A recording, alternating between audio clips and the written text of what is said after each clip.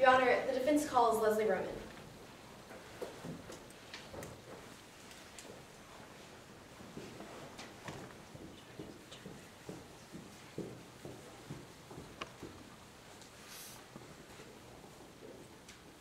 Good afternoon. Good afternoon. Could you please introduce yourself to the jury? Sure. My name is Leslie Roman. Ms. Roman, could you tell us a little bit about what you do? Of course. I'm an accident reconstructionist. And where did you go to school? I received my degree in engineering from the University of Texas at Austin. What experience do you have in reconstructing accidents? I've been doing this for more years than I'd like to count. I actually have my own firm here in Midlands. Now, in reconstructing an accident, what kinds of facts and data do you need? Ideally, I'd like to have the car or cars involved in the crash, any eyewitness reports, anyone involved in the accident. I'd like to go to the scene and survey the scene, and any police reports or pictures that are available. Did you have access to such facts and data in Mr. Dawson's case? I did. The police department here in Midlands was very cooperative. And what principles and methods did you use to analyze those facts and data? I rely upon an article that all accident reconstructionists rely upon, and I take that information, as well as the information that I mentioned earlier, and reconstruct the accident from there. Now, in your work in reconstructing Mr. Dawson's accident, what factors did you focus on? First thing I focused on was the speeds. Now, you just said speeds. Were there multiple speeds? Yes, ma'am, there were. There was the speed that Mr. Dawson was traveling at when he exited the roadway, and then there was the speed at which he impacted the tree and the utility pole. Your Honor, may the witness step down to make use of a demonstrative?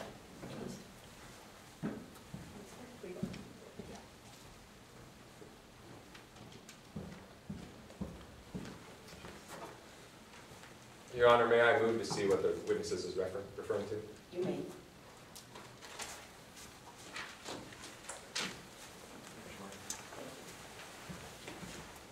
Now, Ms. Roman, you were just talking to us about the speeds.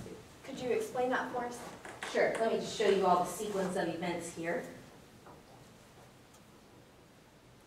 Ms. Roman, what do these numbers you just wrote mean? Well, number one is the point at which Mr. Dawson exited the roadway. I found that at this point he was traveling at 51 miles per hour. Objection, Your Honor, lack of foundation. Would you like to be heard?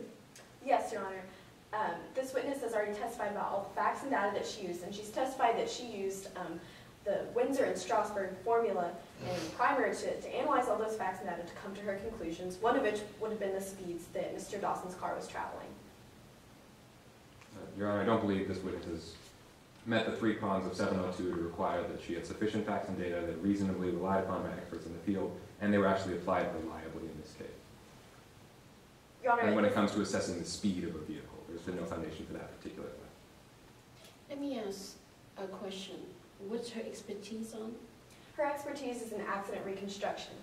Is it including the reconstruction of the speed limit or the speed of the car that the car was operating? Yes, Your Honor.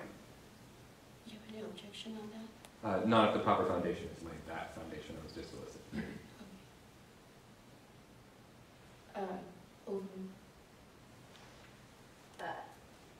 Now, Ms. Roman, but after the speeds, what else did you focus on in reconstructing the accident? Well, one more thing about the speeds. I was here in court when Officer Foster testified, and I Objection, looked Your at him. Honor. At the beginning of today's trial, we actually invoked Rule 615, which constructively sequesters witnesses. This witness was not present in court. Was deemed not present in court. Sustained. Now, Ms. Roman, in your course in reconstructing the accident, you said you had access to the fatal crash team report. Yes. The fatal crash team report was constructed by Officer Foster and a number of other officers. And I know that he came to a conclusion that Mr. Dawson was traveling at 66 miles an hour. Now, Ms. Roman, why are the two speeds that you calculated and that Officer Foster calculated different? Well, see, Officer Foster didn't take into account the objects that Mr. Dawson hit, a tree and a utility pole. And now when you hit objects like that, you're supposed to use what's called a narrow object formula. Excuse me, are we still talking about position 1 or we're not moved to position 3 here? Your Honor, Ms. Roman is still discussing at the speed at which Mr. Dawson left the road, position 1. Okay, because she's moving to the number 3, which we didn't have any testimony about number 3 yet. So I'm lost as to where she's going with that speed at 51 miles an hour at position 1. Yes, Your Honor, we can clarify. Please. Now, Ms. Roman, you were saying that you had to use the width of the tree that Mr. Dawson hit in order to determine this first speed here. Could you tell us why that is? Yes. Well, I have to work backwards. And I work backwards based on the objects that were hit, the vehicles that were involved.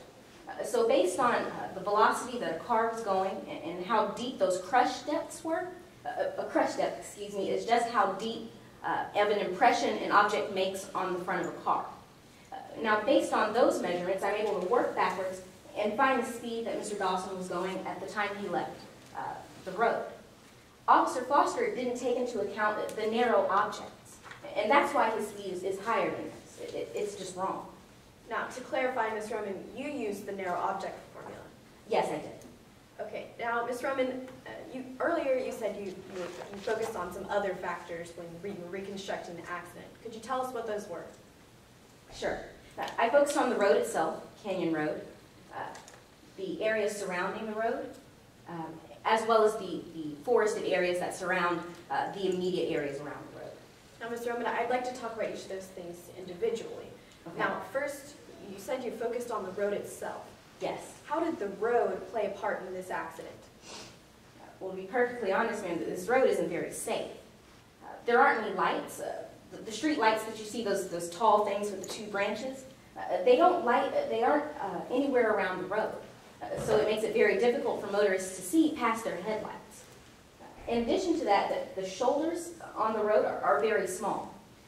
Now, shoulders are there to allow motorists a little deviation from the road without going off and falling into an embankment. Those shoulders being small allow it for a motorist to easily tip their car if they were to drive outside those little white lines that you see every day. In addition to that, I found a very large problem with the guardrail at the time of the accident. What was the problem with the guardrail? Well, you see, at the time of the accident, the guardrail actually extended to this point here. Now, to clarify, where did Mr. Dawson impact the tree in the accident? The tree was not covered by the guardrail at that point. We have guardrails to protect motorists from hitting things that line the sides of our road. Guardrails will help someone avoid hitting a tree, a utility pole, traffic signs, things like that. The guardrail didn't protect Mr. Dawson's car from that tree or that utility pole that were very close to the road. Now, earlier you said that this was the condition of the guardrail at the time of the accident.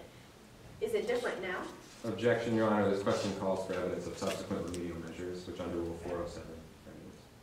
Your Honor, may I respond? Please. Your Honor, if you look at the language of Rule 407, it has the language of civil liability cases, and it applies to testimony that's being offered to prove product defect, design defect, or warning label defect. We are not offering this testimony to prove any of those things. We are offering this testimony to show the dangers and conditions of the road on the night of the accident. May I inquire as who made that modification after the accident happened? Your Honor, that would have been the state in this case. The state? Yes, Your The Honor. state is the prosecution, so prosecuting Mr. Dawson here. So the state is removing the guardrail? Yes, Your Honor, but we're not offering this testimony to place any blame on the state for this accident. We are just offering this testimony to show the dangers and conditions of Canyon Road on the night of Mr. Dawson's accident. Your Honor, on that point, if they're just offering for that purpose, then there's no relevance to the point of it being extended after the accident. Your Honor, to show that the guardrails are different, it is relevant to show how important it was that the guardrail was not covering this tree at the time of the accident, and that it was necessary for there to be a guardrail there. So the guardrail was put up after the accident? Yes, occurred? Your Honor.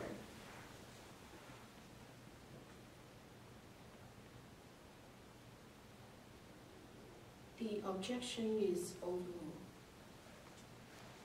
Now, Ms. Roman, you told us the guardrail is different. Where's the guardrail now? The guardrail is then extended about 105 more feet and actually passes the point of where the accident occurred. Now, Ms. Roman, earlier you told us you also focused on the area surrounding Canyon Road in your accident reconstruction. What role did the area around the road play in the accident? Well, the area around the road, after the shoulder, there's a 40% downgrade, meaning it's a little steep. Now, after that 40% downgrade, trees have been allowed to grow dangerously close to the road. Now, once you take into account that downgrade, the lack of the guardrails, and those trees, it makes it very possible and very easy for motorists who leave the roadway to hit things like trees and utility poles. Now, in addition to that, the surrounding areas are very forested. That means you can run into problems with branches that fall into the road that'll cause accidents. In addition to that, with heavily forested areas, you run into the problem of wildlife. I can tell you from experience that those little critters don't really care about our cars. They have a tendency to run into the road and also cause accidents. Now, after evaluating all these factors about Canyon Road, what did you determine the cause of this accident to be? Well, after I examined the angle at which Mr. Dawson left the roadway, the conditions of the road itself, and the conditions of the area surrounding the road, Mr. Dawson's driving is consistent with an evasive maneuver. And what is an evasive maneuver? An evasive maneuver meaning that he left the roadway to avoid something that suddenly appeared in his path. In this case, a deer. Based on the evidence I had, it seemed that a deer appeared at around this point, causing Mr. Dawson to leave the roadway. Mr. Dawson then maneuvered his car to be half on the road and half off the road around the most dangerous part of the curve. Now, after he maneuvered that curve, he re-entered the roadway. However, due to the rain that night, his car hydroplaned, and he lost control of it because of the conditions of that road, and he hit the tree and the utility pole. Thank you, Ms. Roman. Your Honor, I pass the witness. Ms. Roman, you return to your seat. Thank you. And Your Honor, at this time, I ask that my demonstrative be preserved as defenses A. M.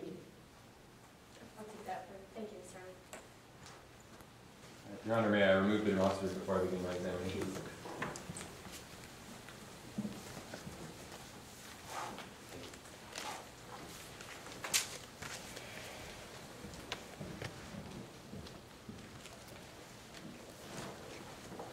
Good afternoon, Ms. Roman. Good afternoon. You're familiar with the work that the Midlands Fatal Crash team does, right? I am. It's their job when they go to an accident to look at all of the evidence and try and figure out what happened. Yes. It's not exactly what you did in today's case.